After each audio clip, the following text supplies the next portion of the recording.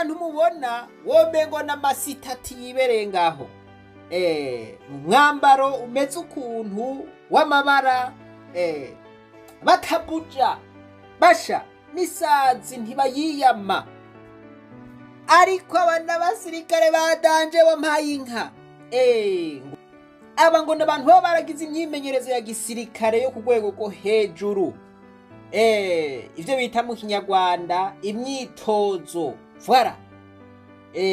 Ngo n'abantu baba baragize iyo myimenyerezo ya gisirikare bakemera nuko boshobora gupfira papa voilà mu gihe yotegwa.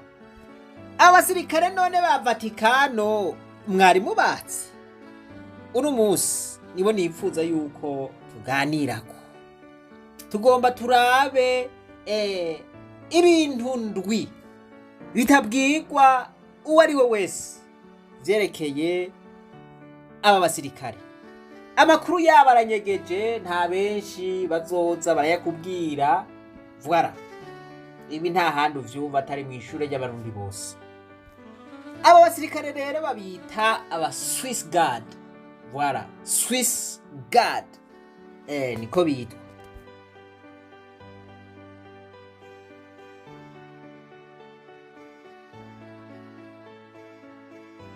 Ishure ry'abarundi bose ni ishure ribategurira guca bugufi, guhariranira, gusubiza hamwe iterambere hamwe no kuroranirwa. Tubandanye urugendo maze tugaruze umunezero satani yatunyaze.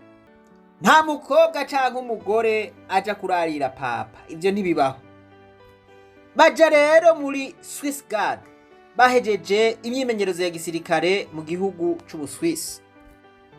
Kugira ukijemwo rero utegerezwa kuba uri umukatolika yiyemera, ivyo muravyumva namwe. Narota kuba n'umuntu yegereye papa voilà, ati ndiyumvira yuko atakindi kintu nocamwo ntaciye muri Swiss Guard. Ati yuri ngahi Vatikana wiga ibintu vyinshi, haba mu kahise k'ishengero, atumenye ibintu vyinshi. Iyo wemerewe rero kuja muri urwo rwego rukomeye rarira papa canke rucungera papa, ubwirizwa gutanga canke ubwirizwa kugira indahiro. Mu ndahiro uriyemeza yuko ugiye gukingira papa, ko n'ubuzima bwawe ushobora kubuheba kubwiwe. Izi mpuzu mubona itariki 6 z'ukwezi kwa gatanu mu mwaka w'1527 niho abasirikare b'umuamperere yitwa Charles wa gatanu, nukuvuga aba mercenaires bava mu Budagi no muri Esipanye 189 Swiss guards defended Pope Clement VII bivugwa against an army yuko of German Landsknecht soldiers and Spanish mercenaries. 147 died in battle, including their commander Caspar Royce of Zurich. 42 guards were able to flee across the Passetto di Borgo, an elevated escape route to Castel San Angelo. Itariki ya Clement gatandatu VII was y'ukwezi kwa forced to surrender. gatanu Of the 42 imisi yose guards bama were spared bibuka from the aba carnage. Swiss Guard. The swearing-in ceremony Haraba includes an ibirori ample schedule of bikomeye celebrations that bariko customarily barabibuka. begins the day before with Ubwa vespers and the gatandatu. deposition of a wreath of Iki flowers to gisirikare remember the bivugwa guards yuko killed ari in gisirikare 1527. ca Next kera day, cane Mass is kw'isi. celebrated in St. Peter's Murumva Basilica yuko in the morning. catanguye Then in mu the mwaka afternoon, w'igihumbi the n'amajana swearing in of the new atanu guards na takes gatandatu. place. Catanguriye kuri inde kuri This year, Papa 36 new Julius. recruits were sworn in Nico at a gituma small bavuga rero ko ari unusual ceremony, gisirikare which included parents ca and mbere siblings of the kw'isi guards and official maze representatives of imyaka Switzerland myinshi and the church.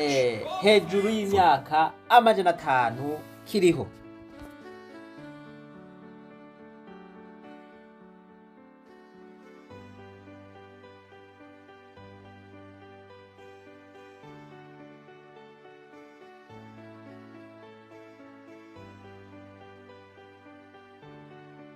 Baziya mpuzu rero barahindura n'amakaravati baba bambaye, murabona yuko hari amakaravati yoroshe kwambura. Hajya wambaye ikaravati ni danje, hari igihe umuntu ashobora kugukwega akakuniga, mugabo bobo ukwezi ikaravati civa kubwo nyene. Banze murabaha agatrick. Ikaravati rero nkizi tuzibona henshi ko zidasohoka, afise tiyagaze, akaba afise na pistole. Ivyo rero nk'iyo papa ariko arasoma imisa hari abantu benshi, hanyuma ukazana ibintu vy'akavuyo vy'akaduruvayi, voilà. Ntumenye n'ingene bagucakiye, ubona bambaye nk'abandi ukagira ngo n'abasanzwe. Nico gituma babita abasirikare b'ibanga ba papa. Satani yatunyaze. Umuntu atarashika mu ishuri ry'abarundi bose turamuhaye kaze. Turasubira mu cigwa cyo guca bugufi kwa papa.